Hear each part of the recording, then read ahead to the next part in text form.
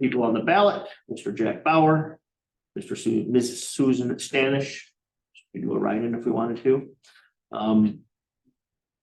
Their biographies are on the scanned document. Any thoughts? Any recommendations? Do you have any I recommendations? don't, I think Sue was who we voted for last time. Is that correct? I believe that. I don't remember this. What exactly do they do? I don't think this, I think this is before. They oversee the investments of the IMRF, which remains the only retirement system in the state of Illinois that's fully funded. So they do a really good job. And all the other 5 funds would like to be them. It's true. I see that Ms. Stanish is Director of Finance for the Naperville Park District, and Mr. Bauer, sure is wonderful, but he's the Director of the Broadview Public Library District, perhaps Director of Finance. Desirable position. Seems like Ms. Spanish's credentials were wider and deeper than she has to. Yes, experience on board. We entertain a motion. I entertain a motion. I read the bios and I agree with Sue Stanish. We have a motion to nominate Sue, or to cast a vote in favor of Sue Stanish. Is there a second? Second. A motion by Trustee Petty, second by Trustee Plot. Clerk, we'll do a roll call on this. Babcock, Yes. Petty, Yes, Block, Yes. Malaco, Yes. Lima, Yes. Right. Yes. That brings us to 5.2, presentation of the first draft of the Village of Roscoe 2024 annual budget. It is in your drive and it is in your hands.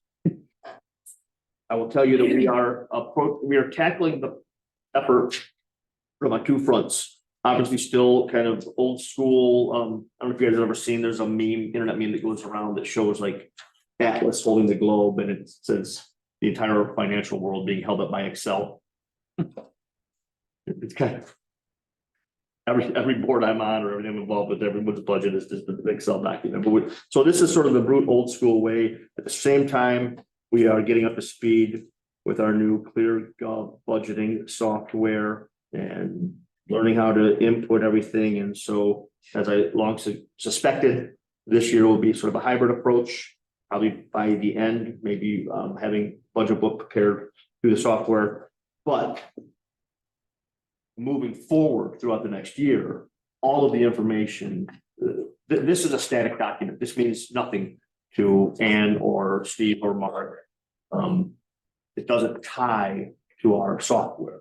And that will change, with this new platform we have, all this information, all these accounts will all be tied together in the software platform. And as bills are entered, you just have a real-time desktop going throughout the entire year.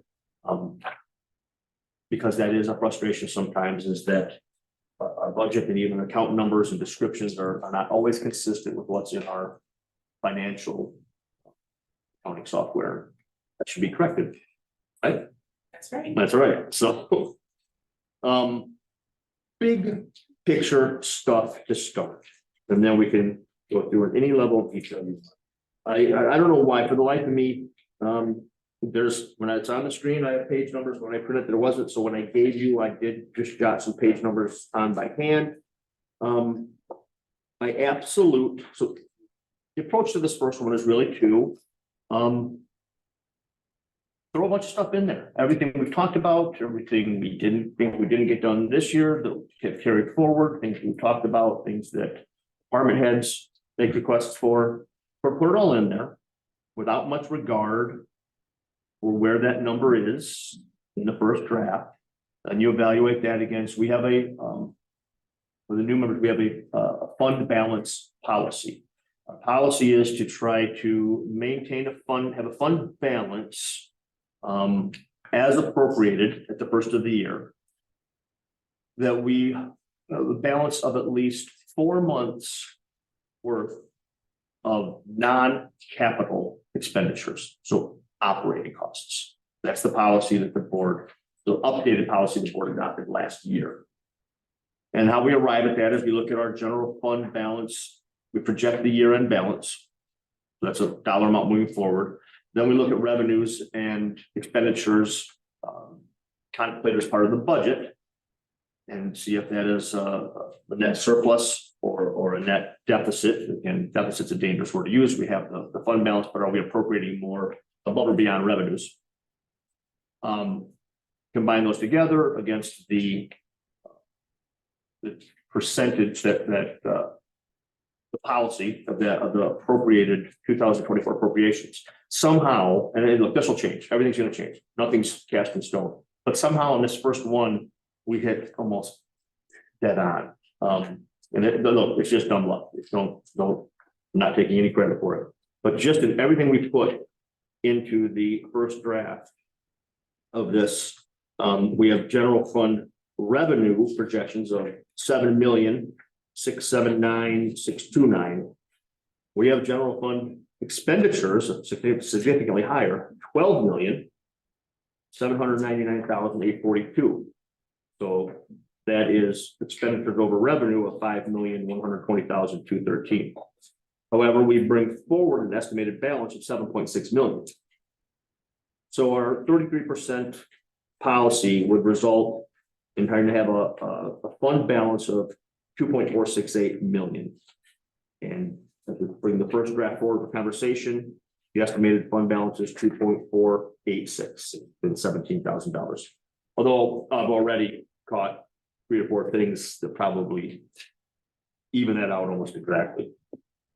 So the structure of this, as you go through it, is looking at different funds we have. The general fund is the main one. That's where most of our money flows through, the general fund. And then once we get beyond that, we have a handful of other ones, but probably most significantly is the MFT, the motor fuel tax, and our capital fund.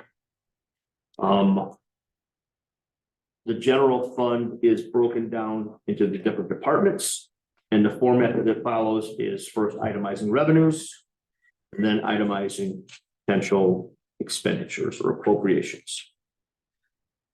This left to right, this gives you a snapshot looking backwards over the past several years.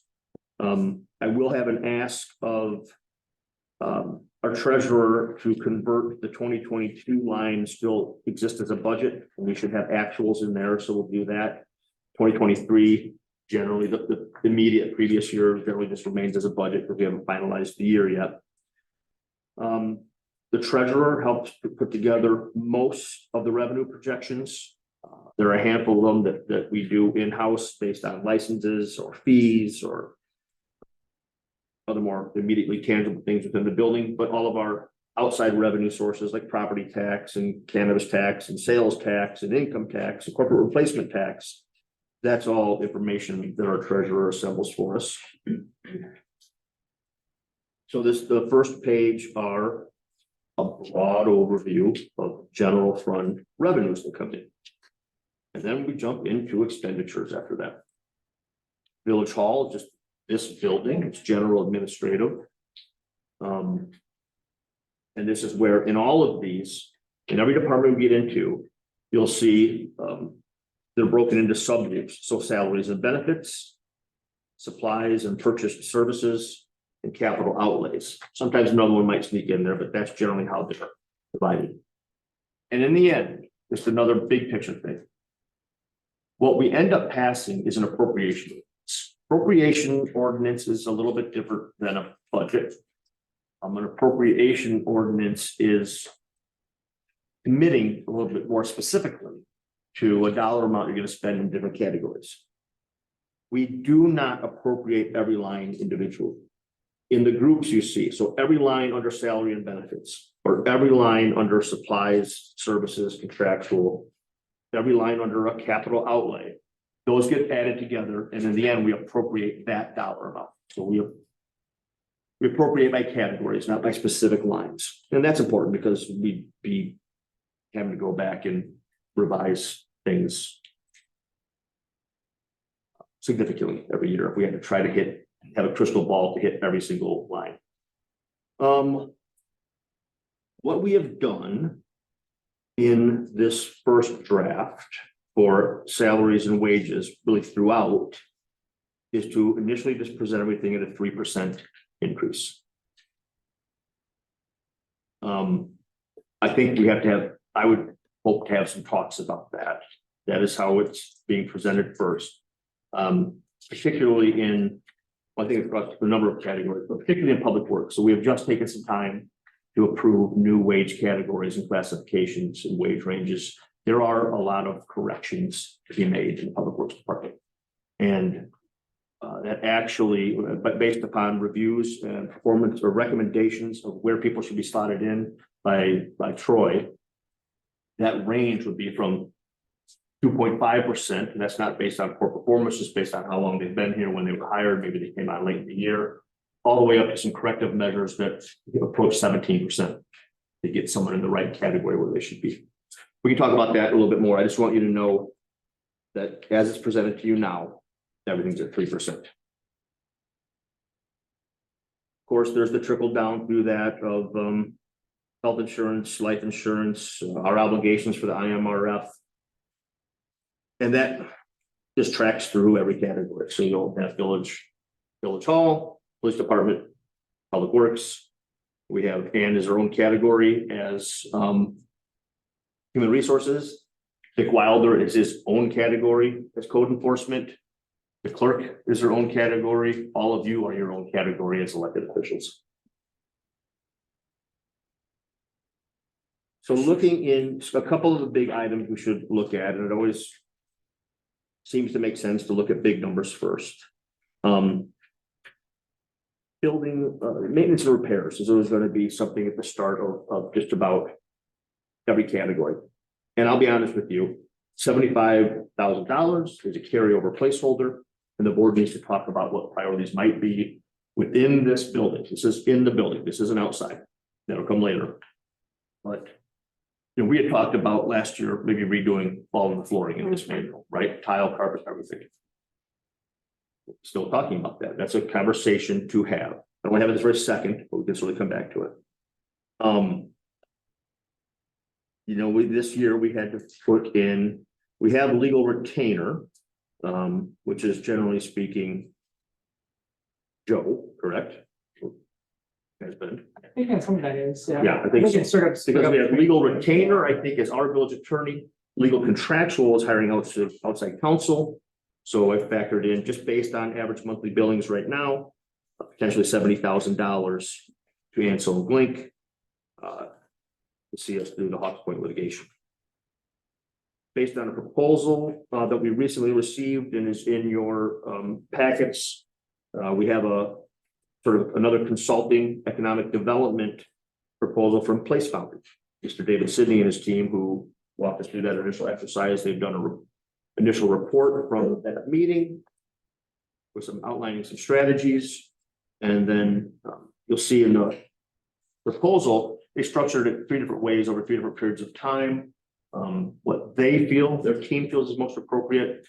And I would initially agree with, subject to your consensus, is option 2, which is a 12-month engagement for $75,500. I don't know that they've actually recommended that as well. This founding also. I have thrown in here something that I've wanted to do for a long time, but we haven't, because I haven't advanced it sufficiently. This village needs a capital improvement plan. Every year, we kind of throw stuff at the wall and try to figure out what projects we should do. And that should be, that's a little bit of an exaggeration. We have a road plan. We doing some stuff in advance. We talk about things years in advance. But a lot of communities adopt a proper capital improvement plan that takes a 5-year snapshot forward. They're saying these are projects we identify that need to be done. Start to budget for them and start to know what's coming up. And I think that then after that, once you get that first one done, then you can just update it and add a year and do it every year. But I put $35,000 in for probably something a consultant would do. I would assume they're going to probably help with it, or maybe they'd be the consultant. I don't know. But even I'll distribute, Rockford has a great one. And it's really rapidly well put together. It looks like a business report. It looks like a quarterly report or a annual report for a business with really good graphics and really good maps. You can tie them into Wingis and have them linked to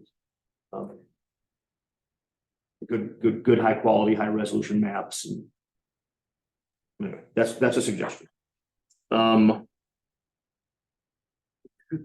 I think we actually finally last year, if I'm not mistaken, entered into some kind of an IGA or agreement with the State Line Mass Transit District that put us at $25,000. That was a number that fluctuated from time to time.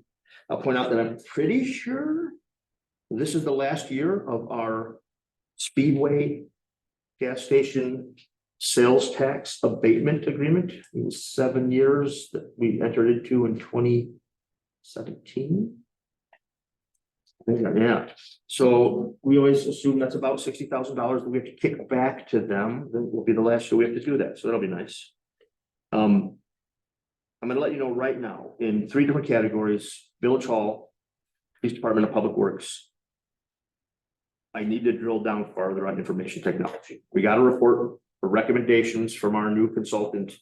And it's always one of the most challenging ones to put together. What I put in here, when I say OOM, that is an order of magnitude place for. These numbers are close. These numbers are probably close to being right, but just know that I'll tweak them and provide more detailed breakdowns of what is in each of those categories. And in each department, we do information technology, contractual services, people that we either entered companies or software platforms that we pay money to, that we've entered into an agreement to, whether it's our financial software, or whether now it's we have code enforcement software that Vic uses, and that will translate into permitting software. And we have this new budget builder thing with ClearGov. We have our transparency agreement with ClearGov. All of that is IT contractual. And of course, the rest is pretty self-explanatory as hardware and software. Software is mostly licenses, individual licenses for computers, just for our mostly Office 365 or Microsoft 365. And hardware is what I have to ask Joe for his help analyzing some of the recommendations that came from Premier Technology to make sure that taking on the right number of, it looks like there's a recommendation for 2 servers and 7 workstations that they say are Kind of a capital sort of replacement plan they got. Yeah. Yep. I want to point out an error I made right away on page 2, and that's in your. Also, I uploaded in, but special events I have bumped up to $30,000, and we had Trustee Petty has played a role in sort of identifying some of the different events and budgets, and Ann did a good job of itemizing things that happened through a number of the events. That breakdown is in one of the supporting documents in Drive. Those documents will continue to populate. But that 18,000 really should reflect $30,000 as a goal moving forward. So capital outlays under Village Hall, one of the bigger ones is land acquisition. Like that's what we've been talking about a lot. It's setting a priority, setting a goal, establishing our appetite for land acquisition. Probably in conjunction with Main Street redevelopment, probably to advance off-street parking where it's needed, or to advance a number of other initiatives that have sort of started in no pun intended incubator stage, just like stuff you have there. And I think that those will mature throughout the year as you go through the process with Place Foundry and we decide where different components should be. But I just put $500,000 in as a placeholder. Yeah. Why isn't there any other, there was no other capital land improvement or anything done in 17, 18, 19? No, No, Wow. we haven't bought, the last thing we bought was before this year was the Pearl Street house in 2019. Haven't bought anything since. Some capital land improvements. We need a new dumpster enclosure. We don't even comply with our own ordinance. It's kind of a cruddy looking wooden thing. And I'd like to reconstruct that as our ordinance says that the dumpster enclosure should be made of the primary exterior building material. It should be a masonry enclosure. And Troy's guys, whenever they're working on this side of the building, especially for snow removal or salting, they have to go haul everything around from the police department side. So we'd like to build an enclosure that also has a little bit of a storage area adjacent to it, so they can keep the stuff on this side as well. I think we should repave the lot. I'll be honest, no one else has asked for that, but if you take a look at it, it is all broken up in a mess. The concrete in front of the dumpster is in appalling condition. So I've thrown in a suggestion that perhaps repaving the Village Hall parking lot. The retaining wall in the back of the building is falling forward and is becoming a safety issue. It is an emergency egress to leave this building from the rear, and it also is used by public works guys and by people that sometimes service or clean windows or work on the generator. They use the gravel around the side of the building, and the wall is tipping over and everything's spilling over and it's unsafe. And they actually had a quote for about $20,000, which just sort of like takes you to the, we might have to put it up to bid. And I think we definitely would, because I think that we should, not just, that was just for rebuilding retaining walls, but I think we should continue to get rid of the loose gravel and continue the concrete sidewalk going around the building. So I placed $35,000 in there for the wall and walk. Want questions on additions as we go, or want them at the end? Let's hold off for just a second. I'll try to push through a little faster than I'm doing, and then.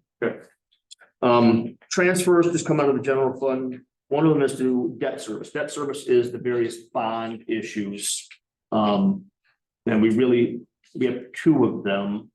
One on this building, that funded the construction of this building, which we refinanced in 2017. And then a bond in 2018. I thought we did them over the same time, but one of them is listed as 2017 and one's listed as 2018. So they must have closed at different times. The other one was to fund the construction of the police department. We apply telecommunications tax revenue to those debts, but that is a revenue that dwindles every year. So we transfer money from the general fund, and you'll see the debt service later. We also transfer some money to the capital fund because not a lot of direct revenue streams go into the capital fund. We have at times transferred stuff to motor fuel, but we don't need to right now. We're not projecting to spend much out of motor fuel beyond salt, because motor fuel fund is one spot where we're trying to build up a surplus to apply towards projects. Namely, particularly Love and Willowbrook, although it could be made as well, but Love Road and Willowbrook Road projects are both passed MFT resolutions and ordinances and are adopted as MFT projects. The money we've been paying Bear Graham to design those projects has come out of MFT. They'll deem the MFT eligible projects. No offense, clerk, but yours is all pretty straightforward. I think code enforcement is as well. We apply some a little bit of our attorney's time is split up between general fund or village hall and admin stuff. Some of it goes into code enforcement and some of it goes into police, probably. Is that right, Joe? I think it's our traffic and DUI. Yeah. Treasurer is just remained steady ever since 2019. Liability insurance is exactly that. It's a liability insurance. We carry. I don't know if there's anything more specific to that, but we fund that largely with you assign some amount of revenue of property tax revenue to that. Planning department, again, another carryover here from this year. I got the ball rolling at one point all the way back in July, seeking some proposals on a new comprehensive land use plan, and we were not getting a very good response to it, and I suspended it because also we were just starting to talk about Main Street. So I've rewritten the RFP to acknowledge what we have going on with Main Street. I suggest that we reissue that RFP, but it seems like a comprehensive land use plan and the place boundary stuff we're doing really should work cooperatively together. So it's probably worth a little bit of a discussion as to how those two roll out one, or not as one, but at least as complementary efforts, right? Human resources is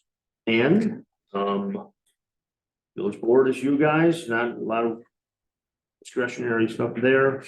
Public works. So again, here's a correction I found right away. Troy pointed out, even at just doing it 3%, when I put the wages full time at 313,320, there was a bust in the formula. On one person that really dropped it down.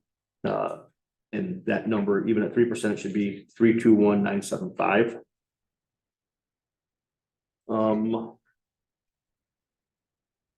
I think just in the interest of time, I'll jump right ahead to capital stuff on this as well.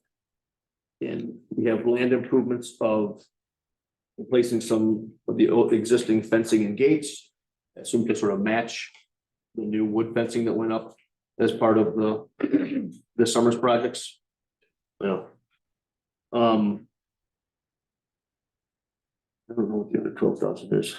Leave that for right now. Building improvements, still looking at some new roofs for the main public works building, do one that would match the new addition, and perhaps the salt shed.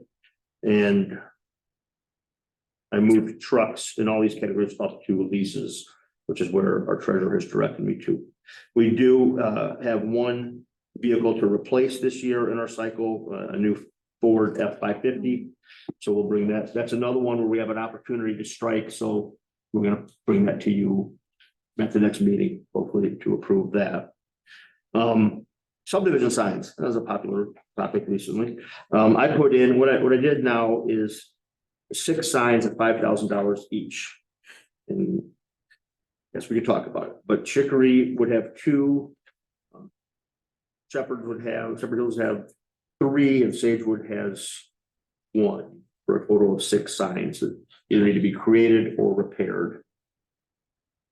I'm almost through our general fund, so Parks Department, I broke out we have rent of a quarter cabin and Leland Shelter. Yeah, park usage agreements with both youth baseball and youth softball. Also 1,500 and 3,500, and then state line softball or state line fast pitch, which is the softball, has started a policy of making a $500 a month donation to us, in addition to their usage agreement, which is another $6,000 in donation revenue. So parks, jumping down to capital outlays, that the rest is all pretty uniform, but a new boat dock system at Riverside Park, but I bumped it way up. And this could be a crazy one. This is just for conversation. But in a meeting that President Gustafson was having with John Cabello, and maybe others that know that, I don't know, we got the ball rolling around potential development projects in Roscoe, and really, it was really encouraging of us trying to pursue or look at maybe instead of just a single dock that someone uses to, or pier, really is more appropriate, a single pier that someone uses to launch a boat, to maybe actually put something out that allows for boat parking, and maybe try to Riverside Park become a bit of a recreational destination that people could approach by boat, park their boat, and that could maybe give way to development of a little something, right? Marina. Yeah. That's exactly it. That's where I think the mind goes, and there's a lot of cool images of people rehabbing storage containers into small commercial kiosk uses. I have no idea if 200,000 is the right number. I just pushed it up. I tell you what, the youth recreation project I just left in there from last year, whether that is new playground, whether it's something, or maybe not, maybe there's not an appropriate use for that, but again, kind of we had it in there last year. We had talked about a splash pad. I'm not so sure that we're up for a splash pad, to be honest with you, but if someone's really, I don't know, that's your decision. When do you foresee Denali being built out? Well, so that's just it. So the properties we have in Denali are plat 5. They're in the center of it. Plat 2 will be built out almost by the end of this year, and so early next. My understanding is they're moving into plat 4 next. They're working their way from the top and edges southward. So I don't think they'll be developing plat 5 till 2026. Which means there's no roads that go to the parcels we own unless we build one. So if we wanted to build a playground or develop the 3 lots that we own in Denali, in advance of whichever Petrie entity is developing, we'd have to build at least a section of road to get to it. Now that's, they finished the roads in Plat 2, which gets it closer, but not quite to those lots yet. But those permits are coming in fast and furious. Lighting at Chicory, I've left out 4 different pole locations at 10 grand each, just a wood pole with a fixture, but you need wiring and usually a transformer and stuff. And Porter Park, which would involve the main parking lot by the cabin, a new light at the intersection of McDonald and Swanson, and at least 2, if not 3, over on the other side to be in conjunction with the new parking lot that we hope to build this year, and maybe even 1 back. Let's get the power and the infrastructure there for an eventual bridge location to cross the creek to get to the Willow Brook right of way side of that property. The parking lot. So we designed that parking lot to put it up to bid. It's a big lot, it's a 250 car lot, much bigger than the lot. If you remember the evolution of this, we had proposed a much smaller lot to service just the additional golf holes over there, like a 20 car lot or a 30 car lot. Thus a much lower cost estimate last year. But it wasn't, it was sort of during last year's truck or treat, and then certainly this year's again, when you see the capacity of people that will come to an event out there and the potential parking needs. And again, as the Perryville path works its way up, as it is funded now through the roundabout at Swanson, and we'll go all the way up over that bridge in the woods back there and connect to McDonald, you become the northern trailhead of the Perryville path network. So the parking lot though came in pretty high. It was 700,000 or something. Yeah. So I think there's some, I think we can sharpen our pencils or our AutoCAD a little bit. I think there was a few. I think there were some approaches that we might have taken to it, to some of the stormwater management that we could do more economically. So I'm appropriating 600, or suggesting we appropriate 600,000. However, separately, I have 70,000 in for this fitness complex. That was in the bid. That was part of the $700,000 bid that came in this year. They were all together. We also have some, which I have not accommodated for in here, maybe I should, is that the Trajectory Energy Partners, who are advancing the community solar project on the Ferguson property behind the Wiki storage stuff, want to make a, was it 35,000? 35. A $35,000 donation to the village specifically for that project. They like the idea of the outdoor fitness and tying that into a healthy green lifestyle concept. So that's money that can be applied towards it as well. Still work at Porter to continue as we've sort of hinted at. Perhaps a new roof, perhaps new windows, and some interior improvements. Right now, we've been in there, the little cramped sink and cabinet area that face right back into the restrooms is not ideal or super appealing to be doing work right there between the 2 restroom doors. So we're looking to involve, we'll probably require a little bit of architectural consulting and hiring a contractor to reverse that, sort of move that exterior, the wall that faces out into the main space. That will become a counter, that will become a sink, that can have cabinetry over it. And then when you go back to the bathroom side, it's just the bathrooms and a wall, so that those 2 uses aren't commingled. It's probably, we have $180,000 in as a placeholder for that. Oh, and then I did have, I guess, separate from the youth recreation project, I have $60,000 in to replace and add playground equipment as needed. I know you put together a chart of some playgrounds that look like they could use. We've always talked about adding, and we haven't done it, more ADA accessible components to the playgrounds. And that's come in the form of ADA swings, ADA components, platform components, but also in surfacing. It might be doing what they call tough turf or poured in place access ways to pieces of equipment rather than just having to go across the barcodes. And police. This does have the acknowledged at the last committee meeting, 4 new officers. The way I project plug these in is 2 of them coming in as year 1 new hires.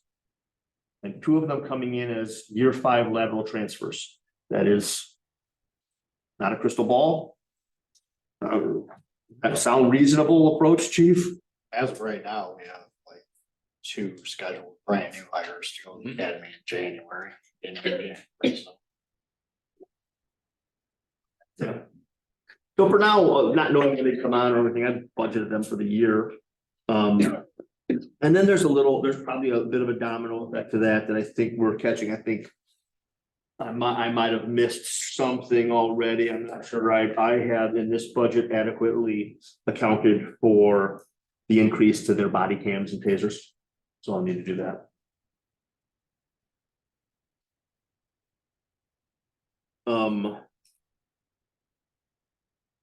I do appreciate, Chief Howley gave it a nice, he suggested several new,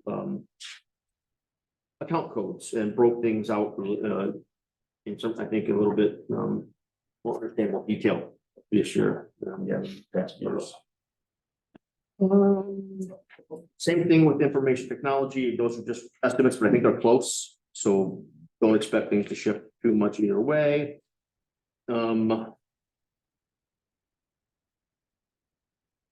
I want to take one final look.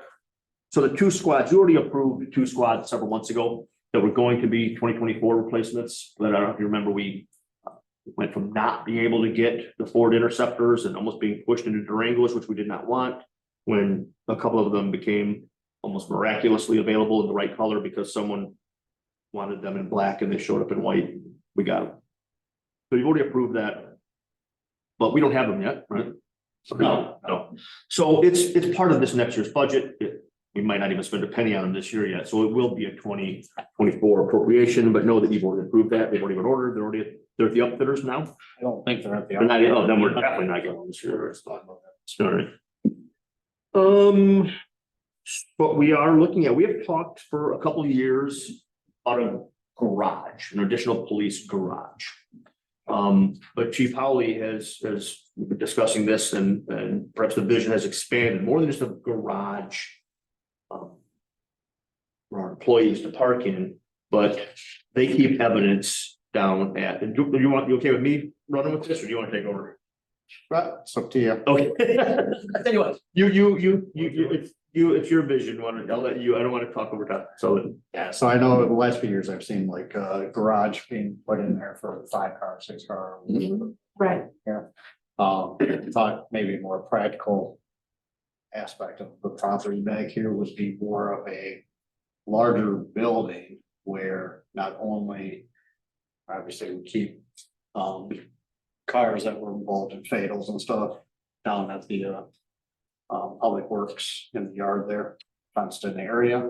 That would be a housing for something like that. To go along with that, along with there's actually a construction team and stuff that needs to go and recreate different things, so that would give them a controlled environment more as well. In order to do that when they need to, along the process of investigation. Then also we have additional evidence being held down at Public Works. So that would then bring all of that additional evidence up to our area. And inside the garage, I just pictured like a secure fenced in area around it, kind of secure key card pass. But where we can hold large evidence, like take doors or couches, or we take some large evidence sometimes, and a lot of that evidence, depending on what crime exists, we can have to hold that up to 99 years. So some of these large items just kind of back up. So we try to keep it out of our standard evidence inside the police department. And then we had also discussed like a possible like padded training area. So when we do our defensive tactics or hand-to-hand combat training and stuff like that, we'd have a padded room that we can actually use then for that purpose. Right now, we just either go down the county or we try to, get the wrestling room at Roscoe Middle School, which is pretty. And about 99 degrees. And then along with that, just have like a smaller, like just gym area with. Just can work out or something. Restroom and as well. But that's kind of.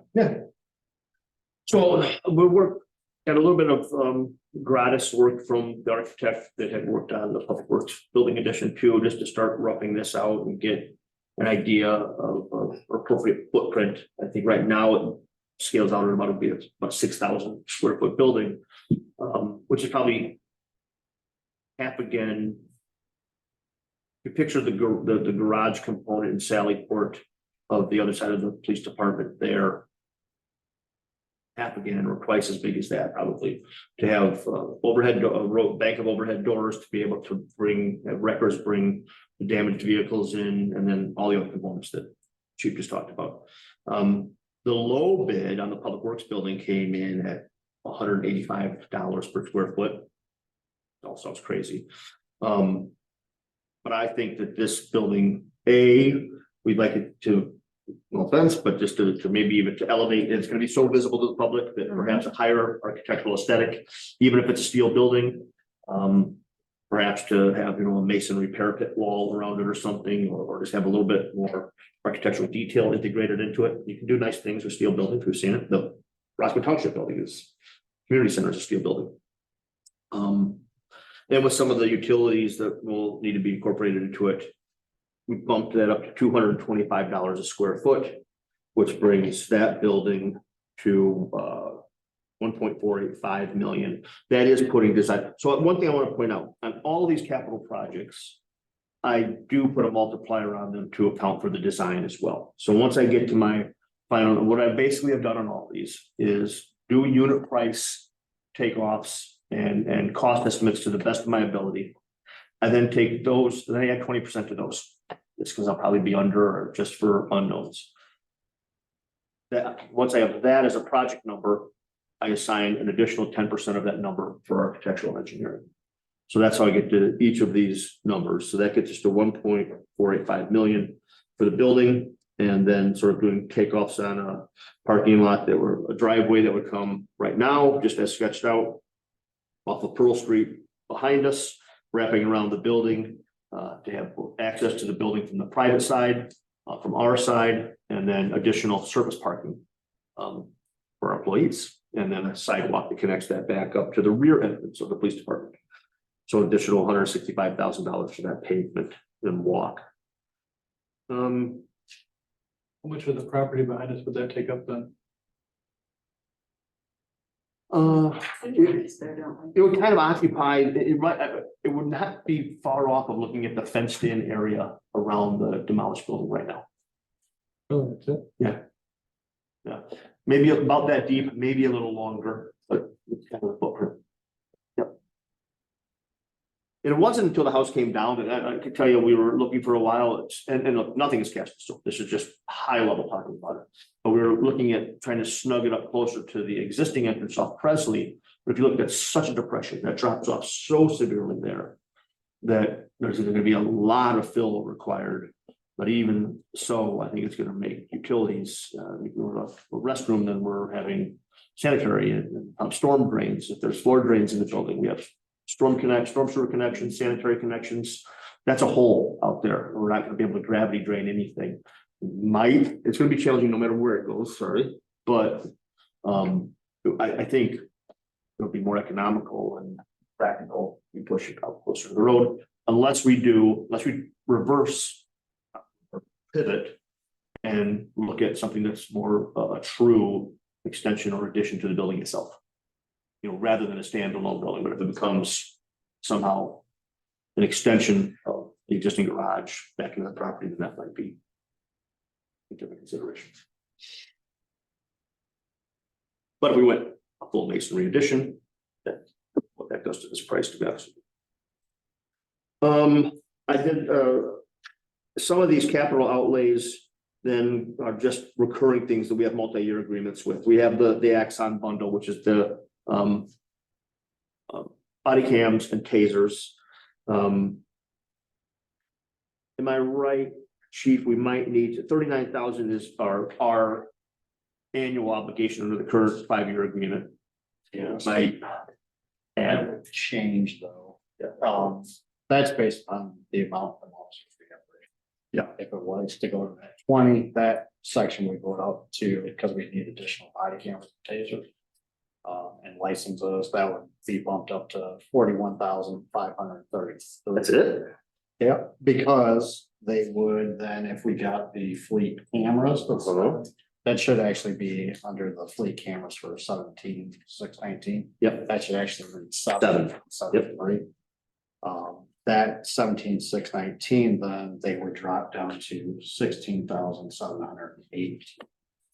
If we bought more cameras for, and those 3 body cameras and tasers would only be for the next 3 years, basically, or as long as this contract is with our current one for body cameras and tasers. Just note, through the next draft or 2 of this, there'll be lots of little adjustments like that of something going from 17 to 15 or 39 to 41. So it's inconsequential, but it's not a material change to the budget. It's the big project. So really, I hope we try to get consensus on equipment, radios. This is a big meatball.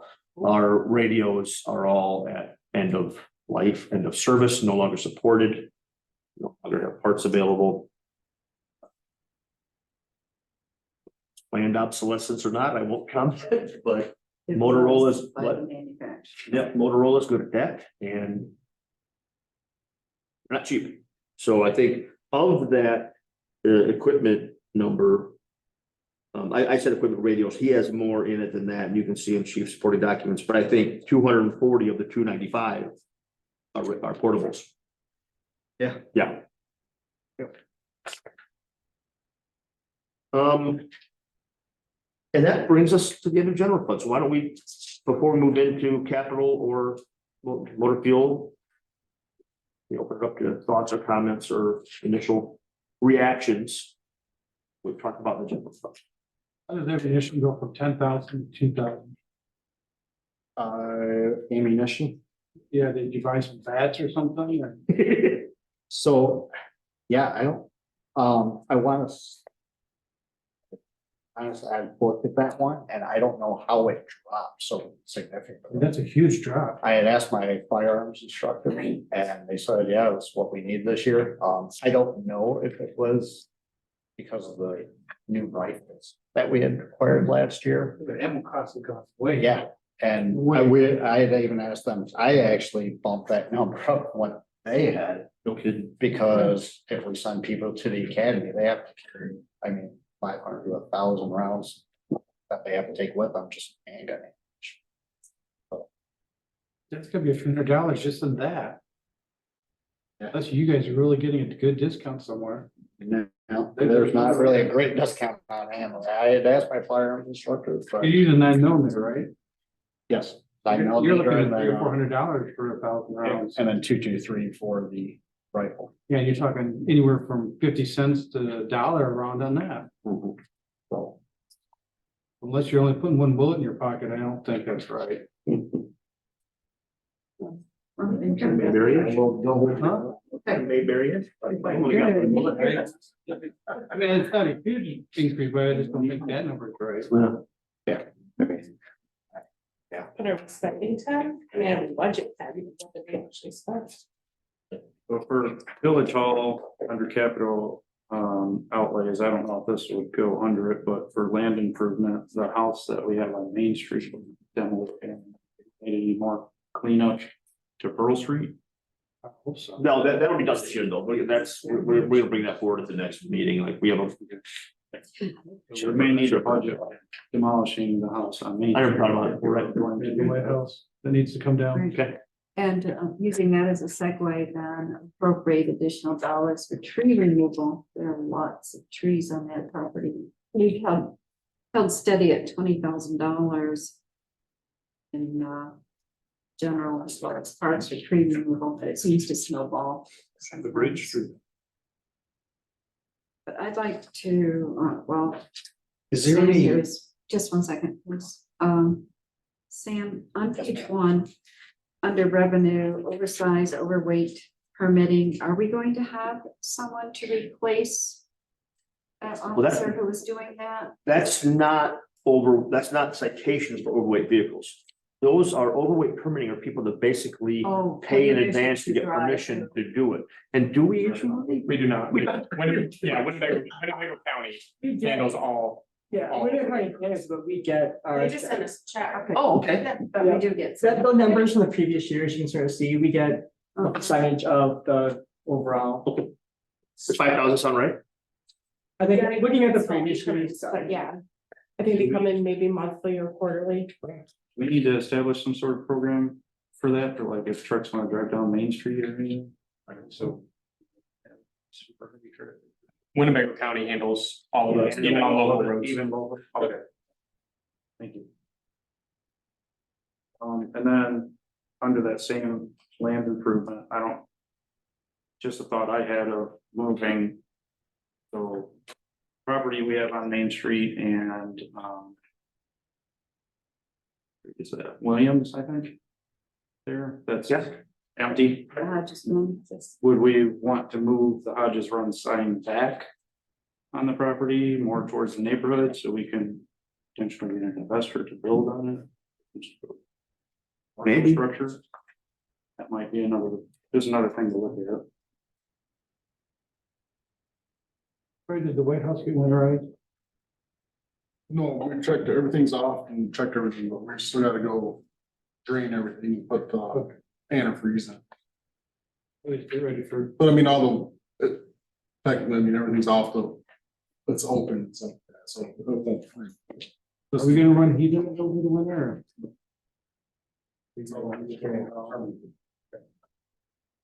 Under Public Works for the entry island landscaping, can we specify which ones those are?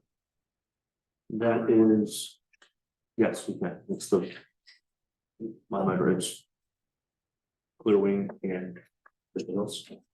Primarily, I think, although, man alive. Promontory needs, it's a beautiful island, but the landscape needs a little TLC.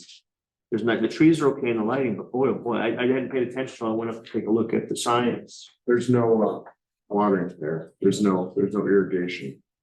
On that system of landscaping. There isn't at the other ones we're gonna do either. Yeah, so it could be about plant choices then, right? It could be about, if there's interest, tackling with the more native plant palette of short prairie grasses and prairie perennials that. Everything needs a little water to get established, but a lot of them, once established, really can withstand pretty severe drought. Doesn't look like. The palette, what's that? Weeds. Yeah, yeah. Crystal Hills, so. What else? Clear Wing. Back to the radios real quick, and I'm glad I read this. Shit, I can't believe it kind of slipped my mind, but I need to talk to you, and someone I need to talk to, but I did meet with Congressman LaHood this week. This came up. I will say that. It's come up with every lawmaker. Well, We have been we're reaching out to casting- everybody we're and ca- any- exactly. We're where casting are a their very big dollars stone. for Big net out there for. some assistance with Oh, this? for good funding.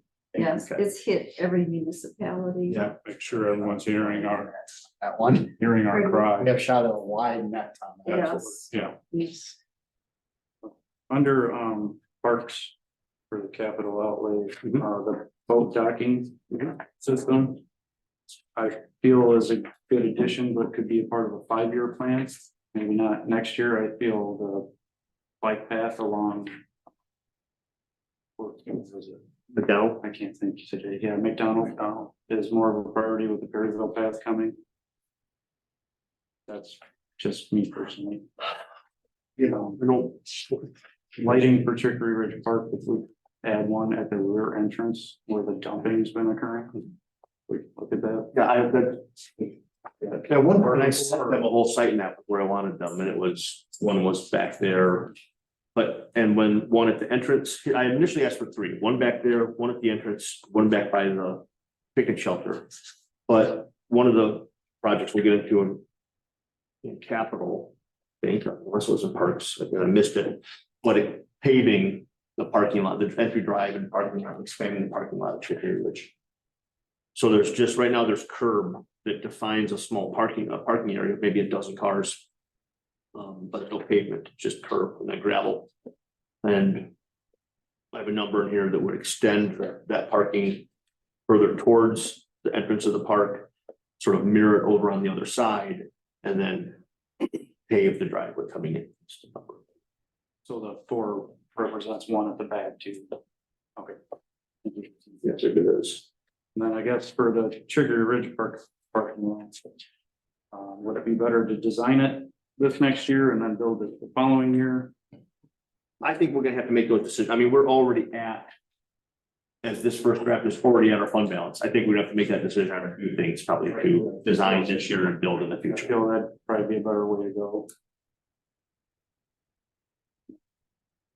Fitness complex, can that number be dropped to 35,000 instead of 70, since we're getting It might, yeah. $35,000 donation?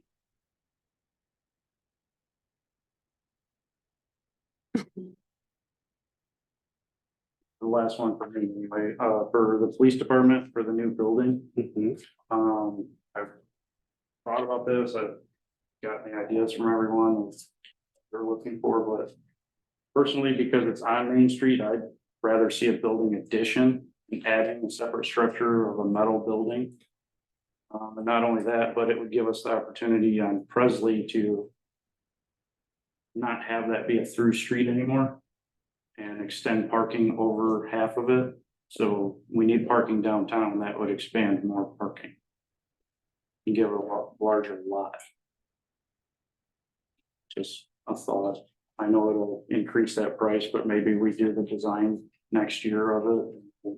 I'll really get it. All of these things are illustrated in the STIP. It's beneficial. Because you're right, we should be, I think a lot of the things we're talking about are perhaps appropriate to talk about being implemented over a period of years. And in some cases, this has to. And when we see how construction works, right? Not to mention, I think big philosophical question we have to have is how much we feel we should be building up the reserves to satisfy our local match Yes. on our, so right now we have about, and you'll see when we get to MFT, I think we're projecting saving about in the coming year will be at almost a $2 million balance in the MFT fund. That's good, that's a chunk, but we'll probably need more. Yes. Yeah, if we have a 20% match on a $12 million project or 2 $12 million projects. And I will tell you, I will strongly recommend in the coming year that we, well, the CIP would be a good document, and then also perhaps even like some sort of, maybe as a component of that, address recreation needs and park facilities.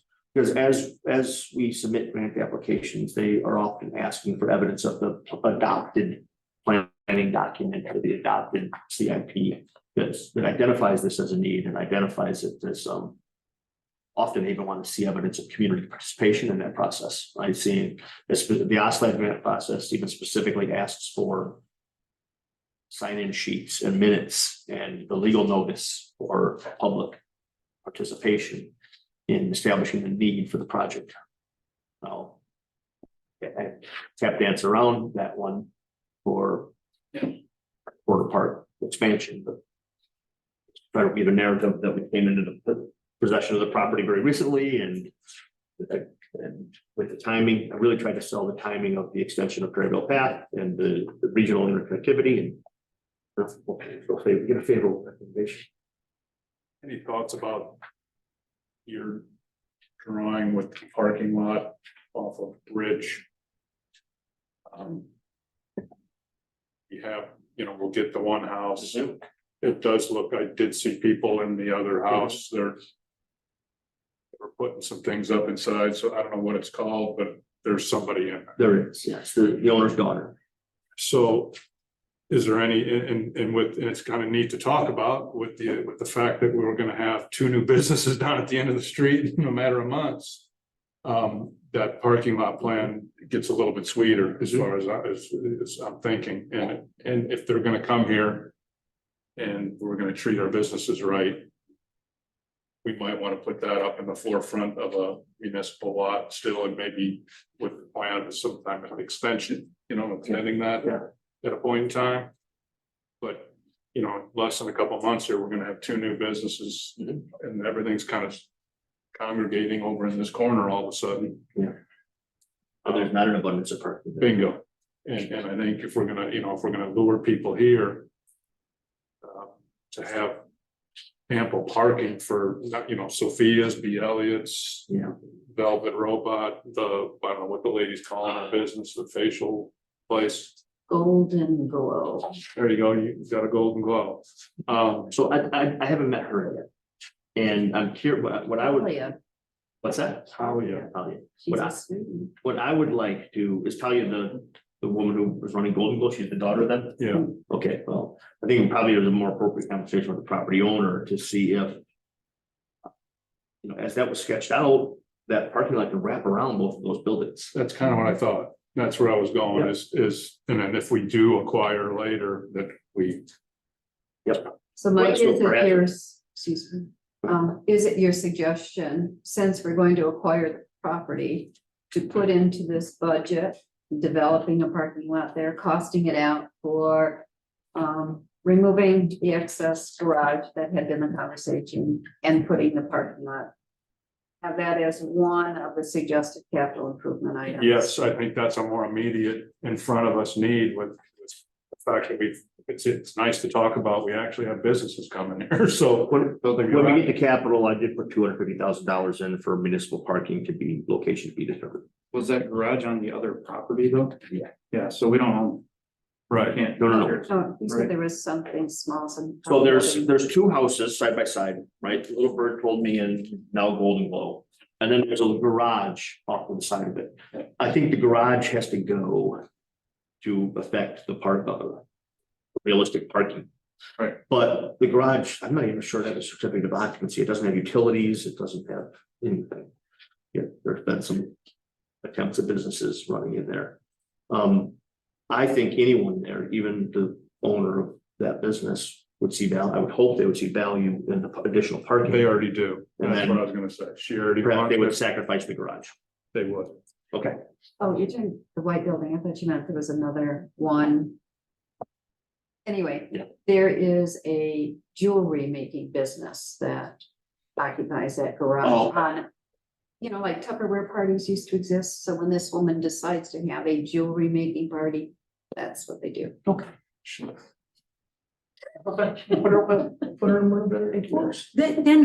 Then what are we gonna do Yeah, with the little birdie building? Who pays for the parking lot on the property? We don't know. We would, Just gonna pay for it. we have to get it, I mean, there's different, we could either try to buy the rear portion of it, or we could do it with a construction easement, different ways to approach it.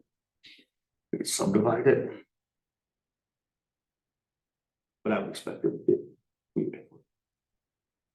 So back to, is there consensus for having that as the defined parking lot? There was a $200,000 item put in here. Is there consensus for that? I'm fine with it.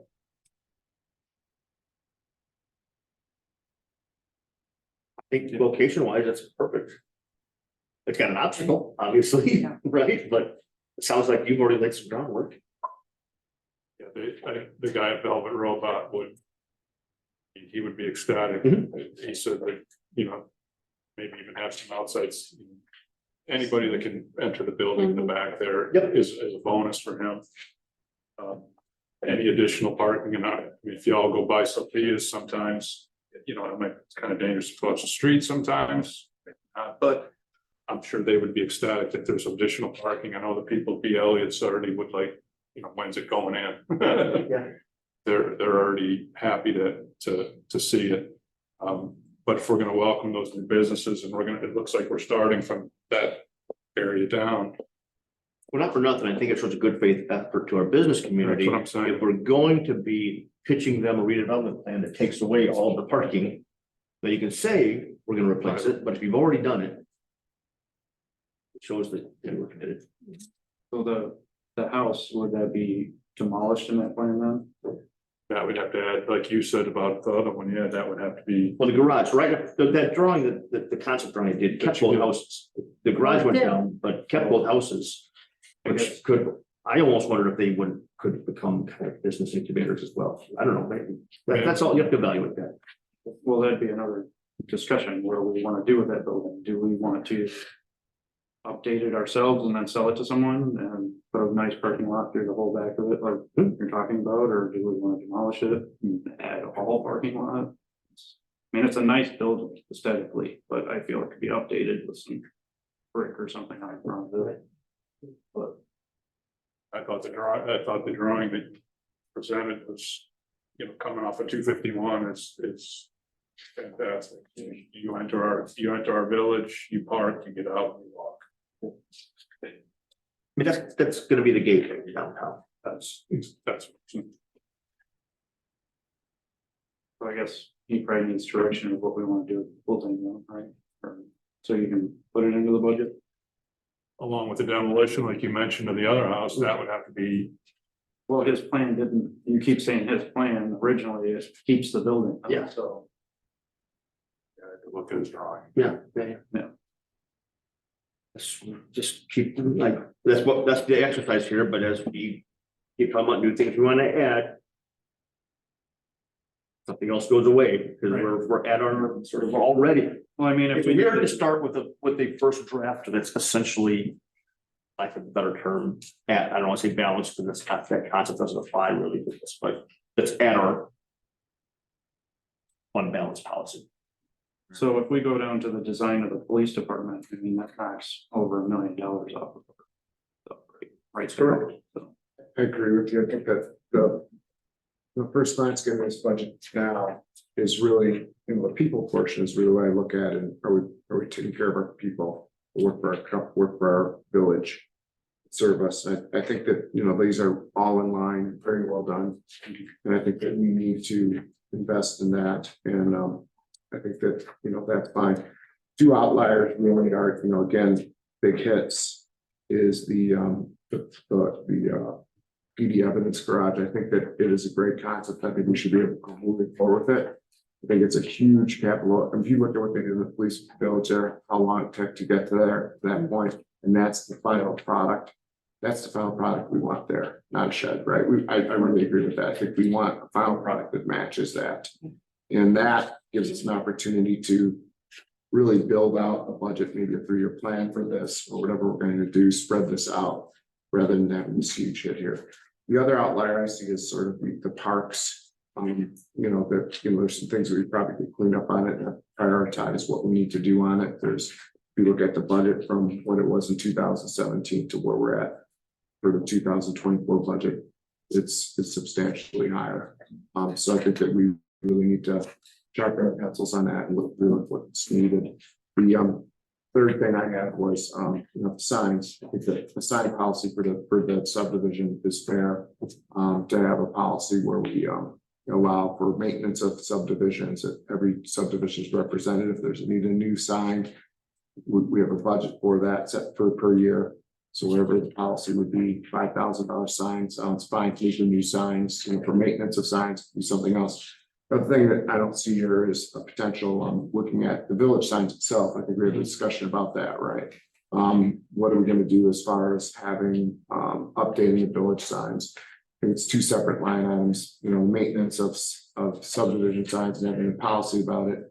And the updates of the village signs, that's really a capital investment. It's probably a one-time thing. I don't think you want to just do one at a time. You're going to want to do them all. So I don't know whether we do them this year or not, but it's something we should start planning for. We have no idea how much it would cost, what the design would be. I think it's probably too late to try to jam this in the budget. We really want to think about it, just like we want to think about the addition for the police as well. So, But you should, for an undertaking like that, I would strongly encourage you to hire a graphic designer, whether that's someone that's part of the sign company already. I don't think there's anyone better out there than Shawcraft Signs. I think that they do some of the most amazing work you'll see in the Midwest, probably. Or a graphic designer, an artist, someone that just kind of, this is what you're talking about. As we've talked about through all these things is brand identity, right? This is creating an identity. That's the term they'll use. You're not making a sign, you're making an identity, a branding package. And so don't jump into it lightly. You know, Stacy has mentioned to me that 2025 is our 60-year anniversary as a village. Yes. So that might be a good time to do That'd be new cool. signs, new banners. Yeah, for the- That would be cool. signs, Stuff like that. Kick it off.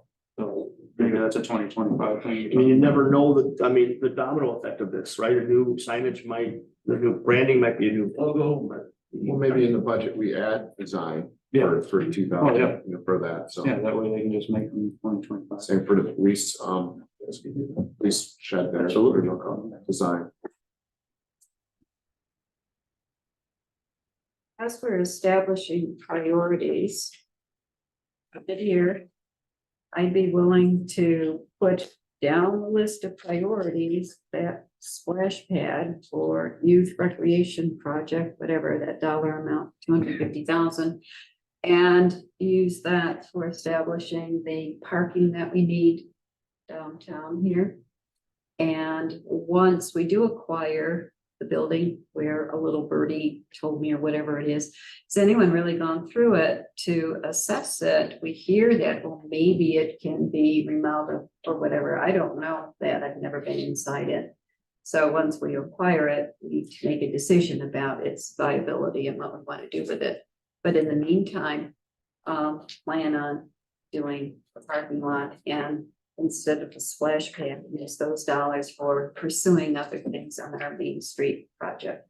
For the dollars that can be used for tearing down the Liberty House that we bought and cleaning the trees out. And even banking for the OSLID grant matching funds.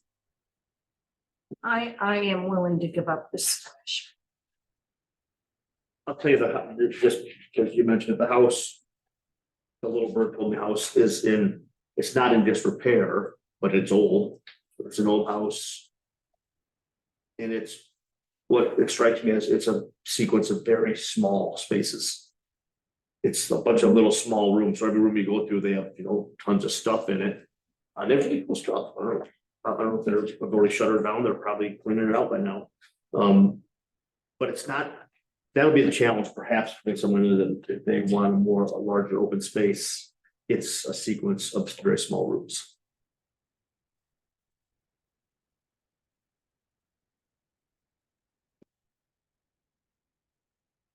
Got nice woodwork in it. It's a good looking old house. So as far as direction back to, I just poll all of you to use those dollars that were put in the capital outlays, the youth recreation project at $250,000, and to either use it for our priority, something related to Main Street, or banking it for matching grants. I'm hearing enough yeses to that. Yep. Make that change.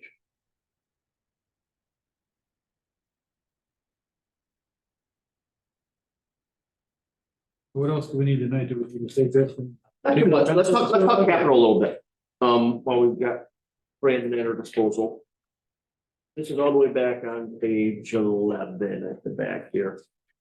Refresh our memory as to what the projects were going to be, or the ones that were suggested for the American Rescue Plan.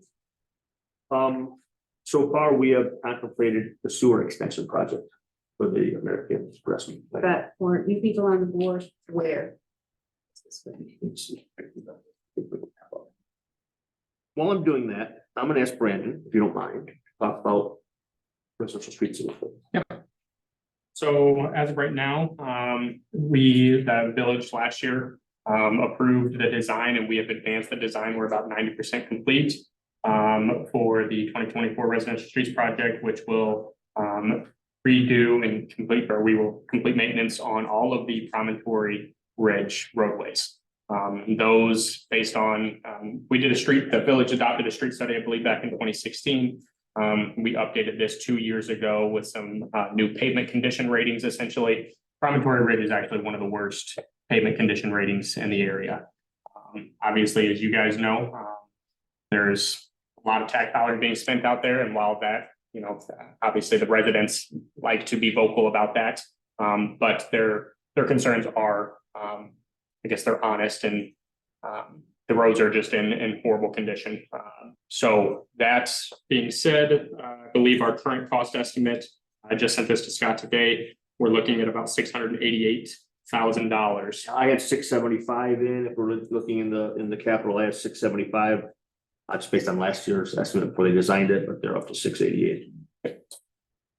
So that is what we have for this coming up year's construction estimate. I believe Troy and I are going to be sitting down here in the next few days, a few business days, to go over our recommendations for the 2025 and probably 2026 residential streets project as well, where there's a few. I guess we did a 5-year plan back in 2022, I believe, again. And we have checked some of those roads off of the list. We had I think the downtown projects that we completed this year, along with Sagewood. We've done a lot of work out in Chicory Ridge, as you guys know. So some of the projects, and I can't remember what they are off the top of my head. I know contemplating resurfacing of McDonald Road. That's going to be a big project. I don't think that's going to be, you know, next year, or I'm sorry, 2025, but certainly within the next 3 to 4 years, I think McDonald Road needs to be a priority, because that is a very highly traveled road and it will deteriorate quickly. And it's a good candidate to just do a surface maintenance. So mill off a couple inches of asphalt, put a new couple inches of asphalt down that will keep the project cost down, but extend the life of that roadway pretty significantly. There are some other subdivisions, I believe the Fry subdivision, which is actually a fully chip seal, I believe. So that will be a chance to maintain those roads at a low cost. Chip seal is a lot cheaper than new asphalt. But we will come forward, hopefully at the next meeting, we will have those recommendations for you guys to consider. We will update that 5-year recommendation and then ask for your guys' input and get those costs estimated and present them to you. We ever do any steel fill? I don't know the terminology. Crack fill. Yep. There's several. I drove around Hawks Point this weekend after I spent $40 filling the cracks in front of my house. A lot of the streets where they turn left or right when you're coming down a hill, where everyone breaks. Yep. It just, you can all see it, you know, where a lot of the cars. Technical term is actually shutting the pavement. Thank you. Yep. I'm sorry. So yeah, and those areas we usually, we can identify those as potential patching locations under our Class D patching program. We appropriate $50,000 every year. We're pretty well caught up on that. We've spent pretty significant dollars over the last 5 years since I've been here on the patching, but it is absolutely something that Troy and I have talked about, is re-implementing a crack sealing program. Yeah. It's actually recommended within the first 3 to 5 years of roadways being resurfaced that you start to complete crack fill.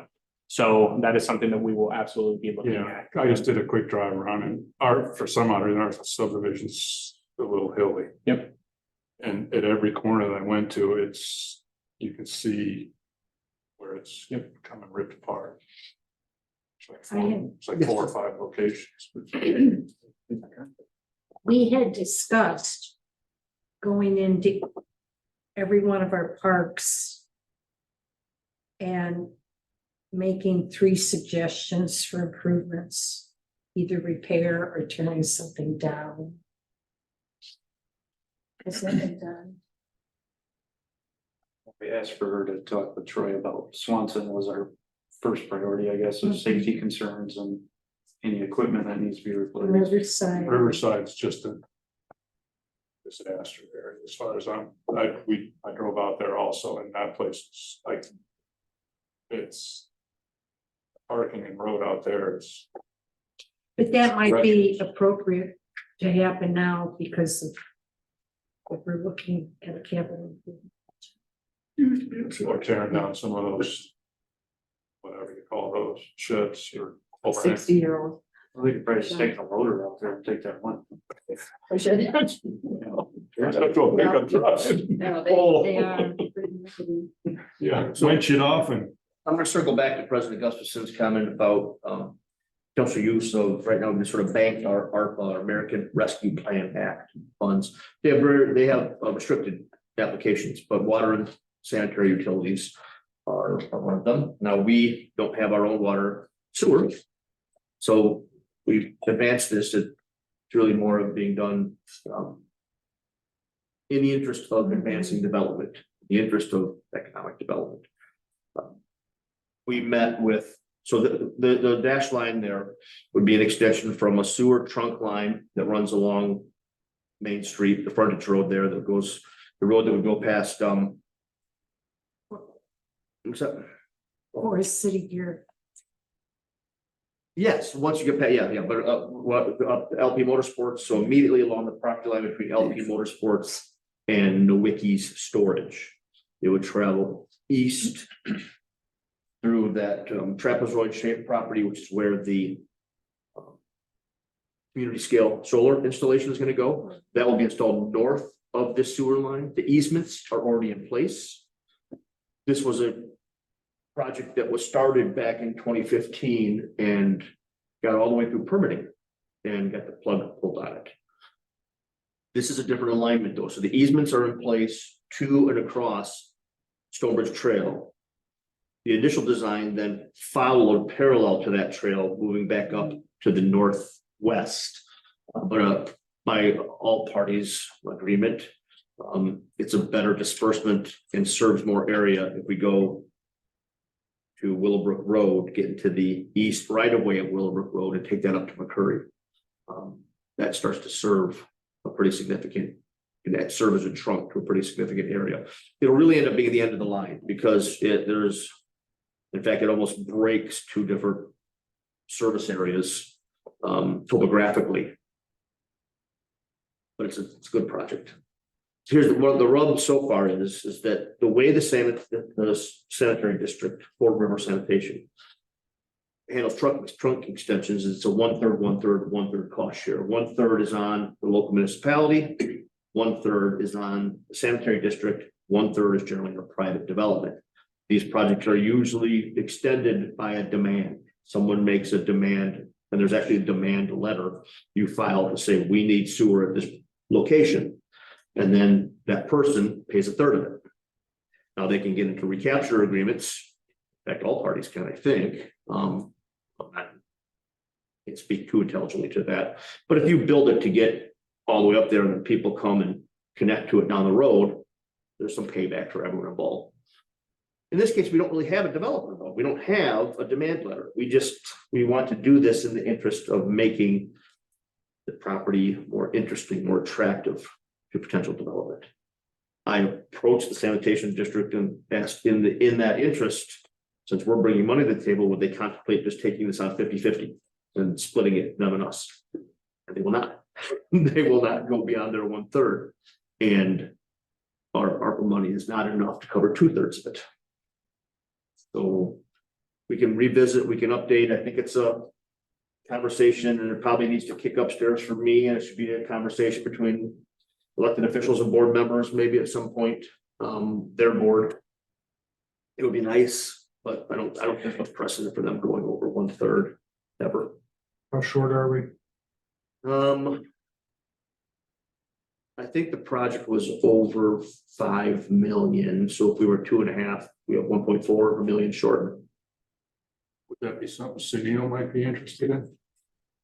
He does own a little piece up there. Yeah. He does.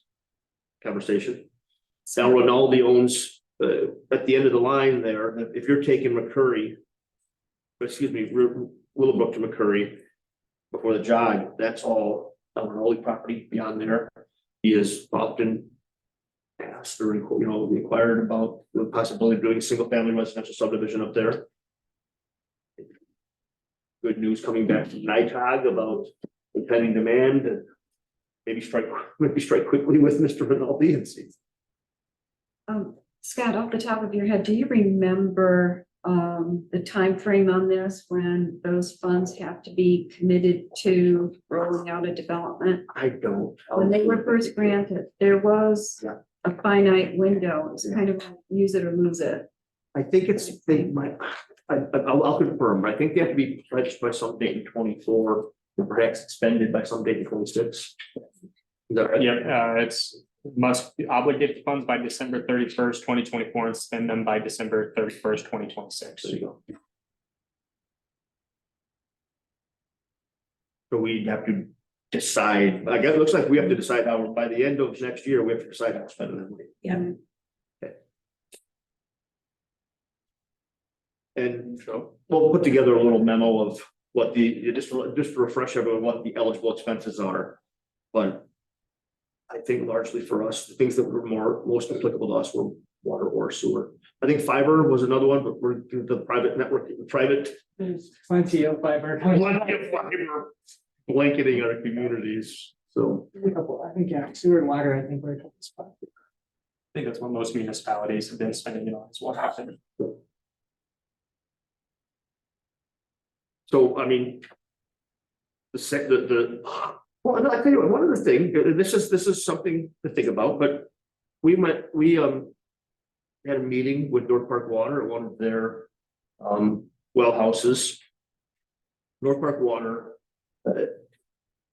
has pressure issues up at Willowbrook and Rockton. And Rockton and 90, that whole area. First of all, the public water does not extend across Interstate 90, it doesn't go east of 90.